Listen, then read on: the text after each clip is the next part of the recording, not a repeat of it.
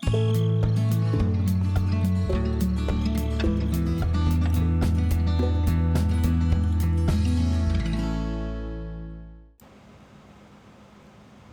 to Thueringer. We continue in Zane Grey's Desert of Wheat, Chapter 3.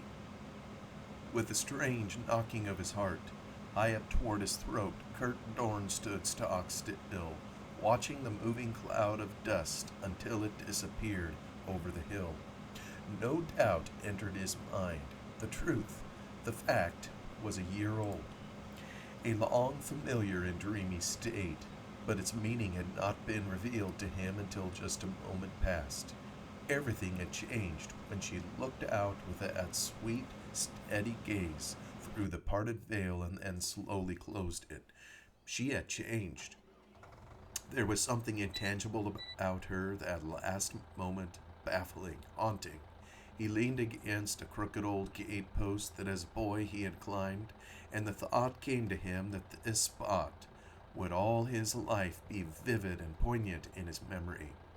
The first sight of a blue-eyed, sunny-haired girl a year and more before had struck deep into his unconscious heart. A second sight had made her an unforgettable reality, and a third had been the realization of love. It was sad, regrettable, incomprehensible, and yet somehow his inner being swelled and throbbed. Her name was Lenore Anderson. Her father was one of the richest men in the state of Washington. She had one brother, Jim, who would not wait for the army draft. Kurt trembled and a hot rush of tears dimmed his eyes. All at once his lot seemed unbearable. An immeasurable barrier had arisen between him and his old father, a hideous thing of blood, of years, of ineradicable difference. The broad acres of wheat land so dear to him were to be taken from him. Love had overcome him with a headlong rush, a love that could never be returned.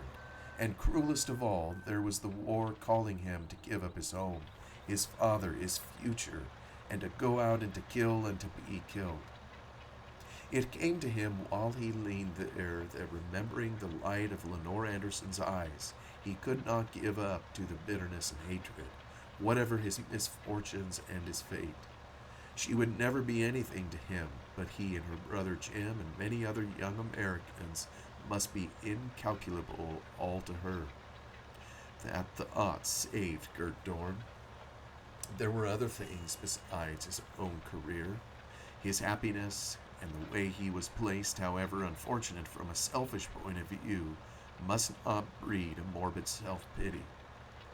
The moment of his resolution brought a flash, a revelation of what he owed himself.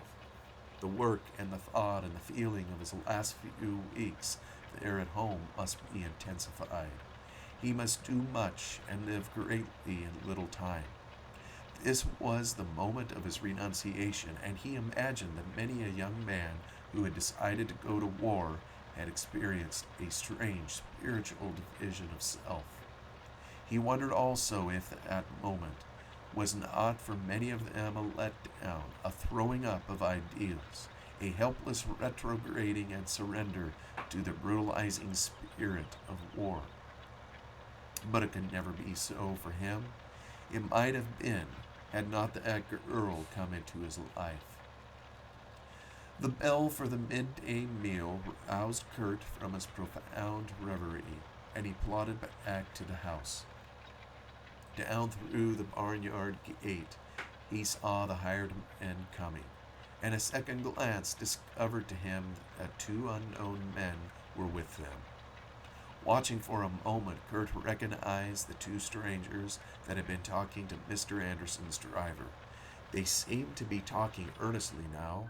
Kurt's odd Jerry, a trusty and long-tried employee, rather unceremoniously break away from these strangers. But they followed him, headed him off, and with vehement nods and gesticulations appeared to be arguing with him. The other hired men pushed closer, evidently listening.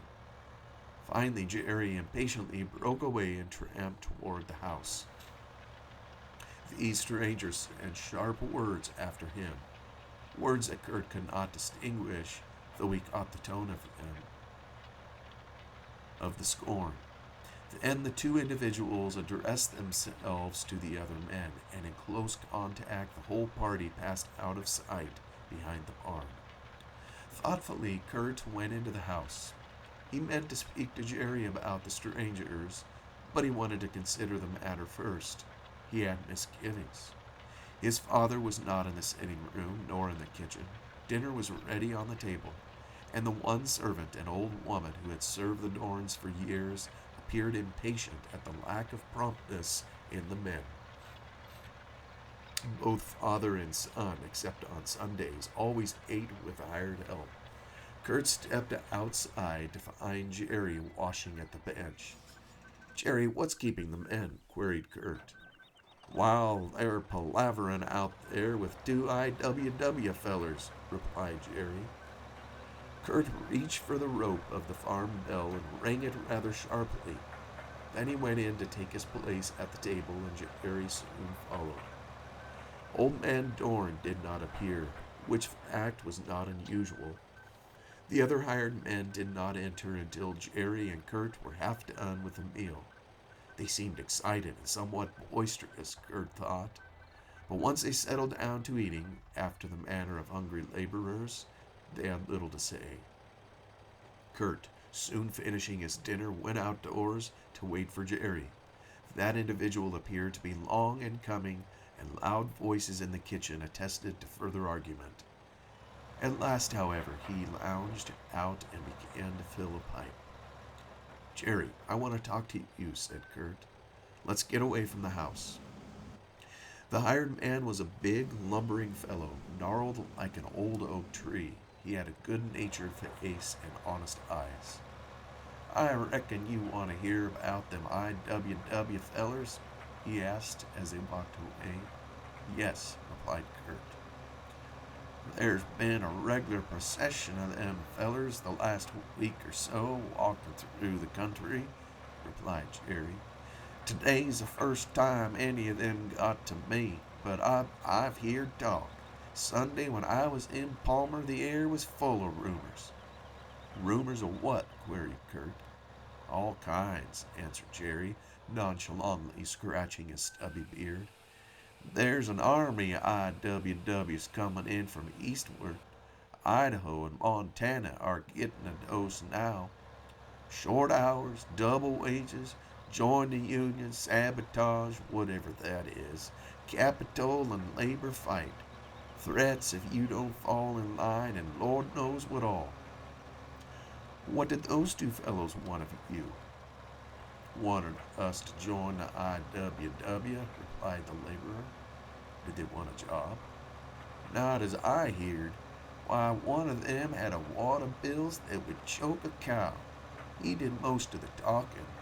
The little feller with them beady eyes and the pockmarks, he didn't say much. He's Austrian and not long in this country. The big stiff, Glidden he called himself. Must be some shucks in that IWW. He looked and talked oily at first, very persuading. But when I says I wasn't going to join no union, he got sassy and bossy. It made me sore, so I told him to go to hell. Then he said the IWW would run the whole Northwest this summer. Wheat fields, lumbering, fruit harvesting, railroading, the whole caboodle. And that any workman who wouldn't join would get his all right. "Well, Jerry, what do you think about this organization?" queried Kurt anxiously. "Not much. It ain't a square deal. I ain't got no belief in that. What I heard of their threatening methods is like the way this Glidden talks. If I owned a farm, I'd drive such fellers off with a whip. There's going to be bad doings if they come drifting strong into the band." "Jerry, are you satisfied with your job?" "Sure. I won't join the IWW, and I'll talk agin it. I reckon a few of us will have to do all the harvesting. And considering that, I'll take $1 a day more on my wages." Father does not agree to that, I will, said Kurt. How about the other men? Well, they all air leaning towards promises of little work and lots of pay, answered Jerry with a laugh.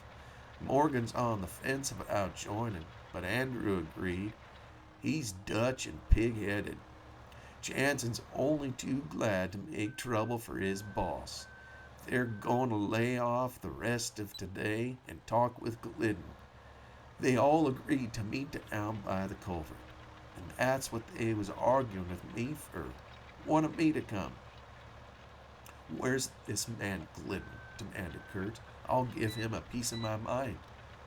I reckon he's hanging around the farm, out of sight somewhere. All right, Jerry.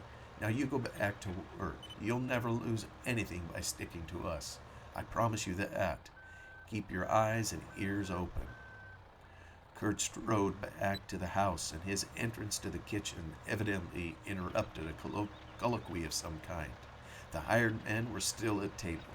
They looked down at their plates and said nothing. Kurt left the sitting room door open, and, turning, he asked Martha if his father had been to dinner. No, and what's more, when I called, he takes to roaring like a mad bull, replied the woman. Kurt crossed the sitting room to knock upon his father's door. The reply forthcoming did justify the old woman's comparison. It certainly caused the hired men to evacuate the kitchen with alacrity. Old Chris Dorn's roar at his son was a German roar, which did not soothe the young man's rising temper. Of late, the father had taken altogether to speaking German. He had never spoken English well, and Kurt was rapidly approaching the point where he would not speak German.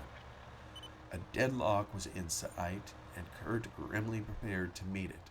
He pounded on the locked door. The men are going to lay off, he called. Who runs this farm? Was the thundered reply.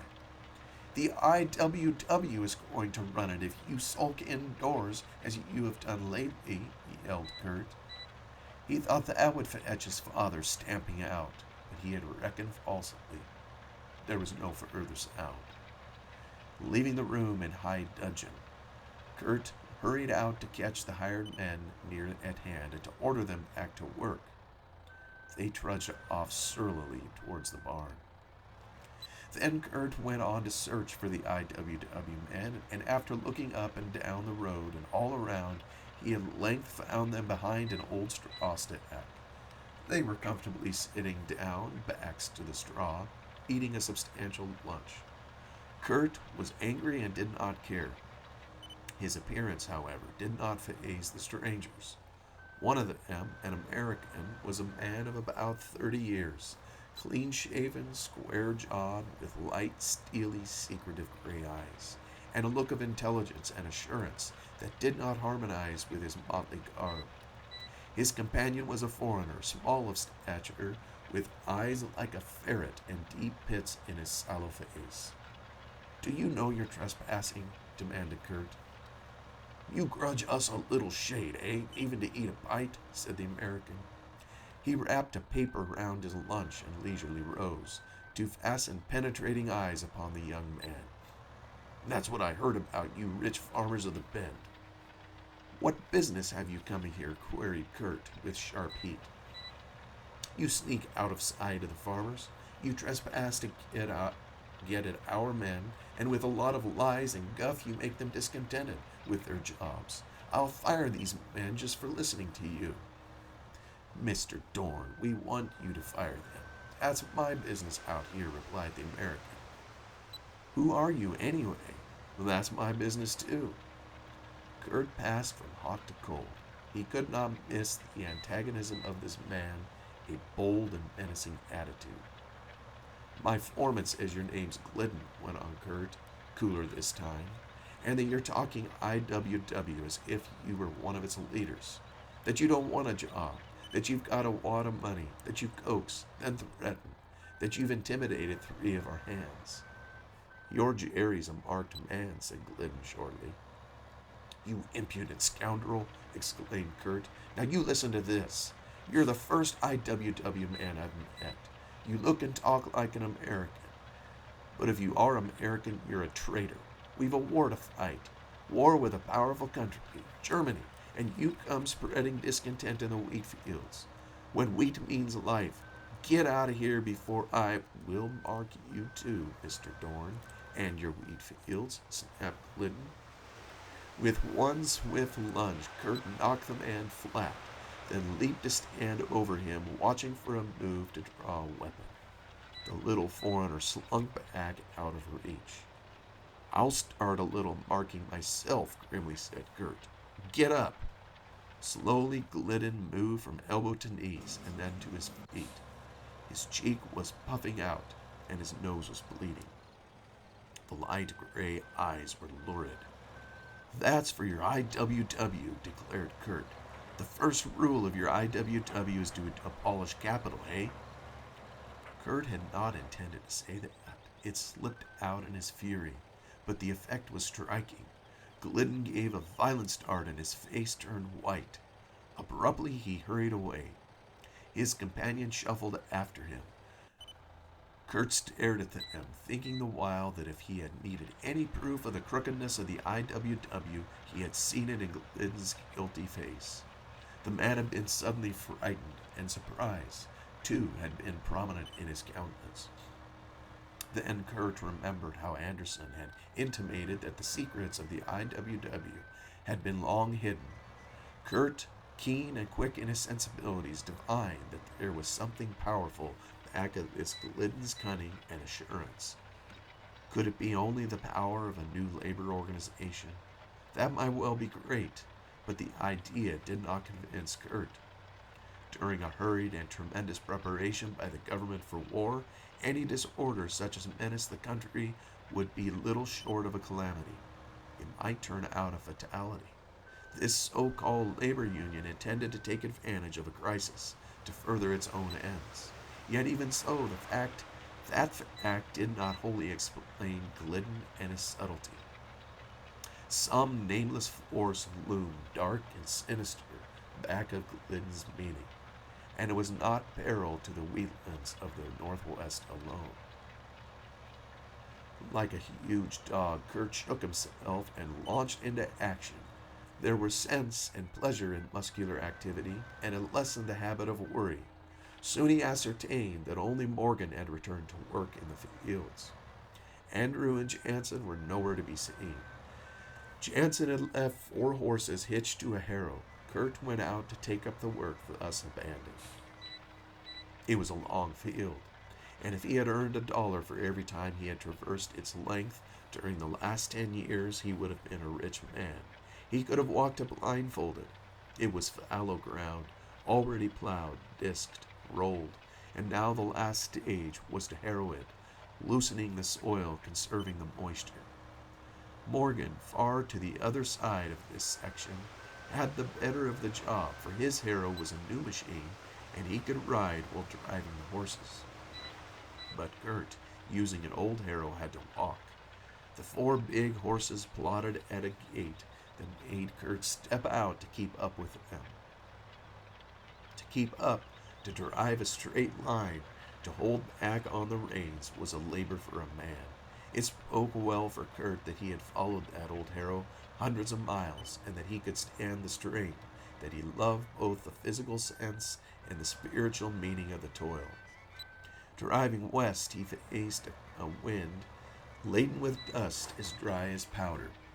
At every sheeted cloud whipping back from the hooves of the horses and the steel spikes of the harrow, he had to bat his eyes to keep from being blinded.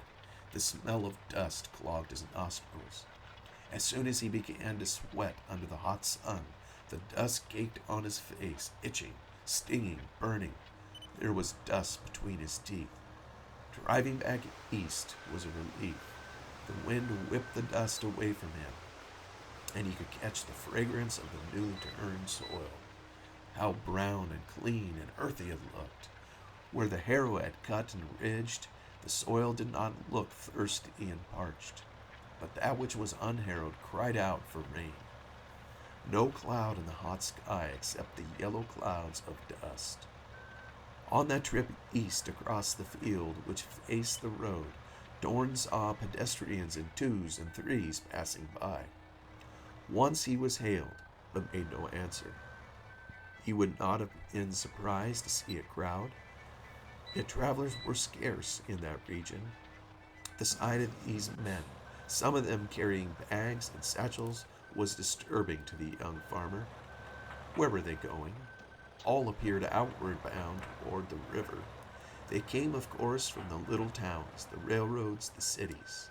At this season, with harvest time near at hand, it had been in former years no unusual sight to see strings of laborers passing by. But this year they came earlier and in greater numbers. With the wind in his face, however, Dorn saw nothing but the horses and the brown line ahead, and half the time they were wholly obscured in yellow dust. He began thinking about Lenore Anderson, just pondering that strange, steady look of a girl's eyes. And then he did not mind the dust or heat or distance. Never could he be cheated of his thoughts. And those of her, even the painful ones, gave birth to a comfort that he knew must abide with him henceforth on lonely labor such as this, perhaps in the lonelier watches of a soldier's duty. She had been curious, aloof, then sympathetic. She had studied his face. She had been an eloquent-eyed listener to his discourse on wheat. But she had not guessed his secret. Not until her last look, strange, deep, potent, had he guessed that secret himself. So, with mind both busy and absent, Kurt Dorn harrowed the fallow ground, abandoned by his men. And when the day was done, with the sun settling hot and coppery beyond the dim, dark ranges, he guided the tired horses homeward and plodded back to them, weary and spent. He was to learn from Morgan at the stables that the old man had discharged both Andrew and Jansen, and Jansen, liberating some newly assimilated poison, had threatened revenge. He would see that any hired men would learn a thing or two, so that they would not sign up with Chris Dorn. In a fury, the old man had driven Jansen out into the road. Sober and moody, Kurt put the horses away, and washing the dust grime from sunburned face and hands, he went to his little attic room, where he changed his damp and sweaty clothes. Then he went down to supper with mind made up to be lenient and silent with his old and sorely tried father. Chris Dorn sat in the light of the kitchen lamps.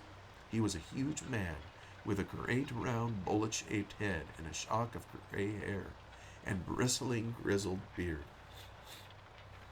His face was broad, heavy, and seemed sodden with dark, brooding thought. His eyes under bushy brows were pale gleams of fire. He looked immovable as to both bulk and will. Never before had Kurt Dorn so acutely felt the fixed, contrary, ruthless nature of his parent. Never had the distance between them seemed so great. Kurt shivered inside at once. Then, being hungry, he fell to eating in silence. Presently the old man shoved his plate back, and wiping his face, he growled, in German, "I discharged Andrew and Jansen." "Yes, I know," replied Kurt. "It wasn't good judgment. What'll we do for hands?" "I'll hire more. Men are coming for the harvest." "But they all belong to the IWW," protested Kurt. "And what's that?" In scarcely subdued wrath, Kurt described in detail, and to the best of his knowledge, what the IWW was, and he ended by declaring the organization treacherous to the United States. "How's that?" asked old Dorn gruffly.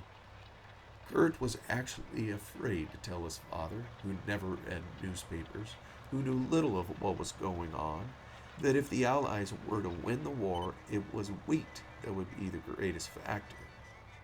Instead of that, he said if the IWW inaugurated strikes and disorder in the Northwest, it would embarrass the government. "Then I'll hire IWW men," said old Dorn. Kurt battled against a rising temper. This blind old man was his father. But I'll not have IWW men on the farm, retorted Kurt. I just punched one IWW solicitor. I'll run this farm. If you don't like my way, you can leave, darkly asserted the father. Kurt fell back in his chair and stared at the turgid, bulging forehead and hard eyes before him. What could be behind them? Had the war brought out a twist in his father's brain? Why were Germans so impossible? My heavens, father, would you turn me out of my house and my home because we disagree? He asked desperately. In my country, sons obey their fathers, or they go out for themselves. I've not been a disobedient son, declared Kurt, and here in America, sons have more freedom, more say. America has no sense of family life, no honest government. I hate the country. A ball of fire seemed to burst in Kurt. That kind of talk infuriates me, he blazed. I don't care if you are my father. Why in the hell did you come to America? Why did you stay? Why did you marry my mother, an American woman? That's rot, just spiteful rot. I've heard you tell what life was in Europe when you were a boy. You ran off. You stayed in this country because it was a better country than yours. 50 years you've been in America. Many years on this farm. And you love this land. My God, Father, can't you and men like you see the truth? I can, gloomily replied the old man. The truth is, we'll lose the land. That greedy Anderson will drive me off.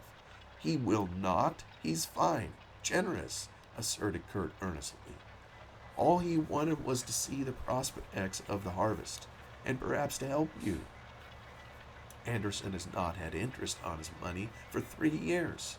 I'll bet he's paid interest demanded by the other stockholders in that bank you borrowed from. Why, he's our friend. Aye, and I see more, boomed the father. He fetched his lass up here to make eyes at my son. I saw her, the sly wench. Boy, you'll not marry her. Kurt choked back his mounting rage. Certainly I never will, he said bitterly. But I would if she'd have me. What? Thundered Dorn, his white locks standing up and shaking like the mane of a lion. That wheat banker's daughter? Never. I forbid it. You shall not marry any American girl. Father, this is idle, foolish rant, cried Kurt, with a high warning note in his voice. I've no idea of marrying. But if I had one, whom else could I marry except an American girl? I'll sell the wheat, the land. We'll go back to Germany. That was maddening to Kurt. He sprang up, sending dishes to the floor with a crash. He bent over to pound the table with a fist. Violent speech choked him, and he felt a cold, tight blanching of his face. Listen, he rang out.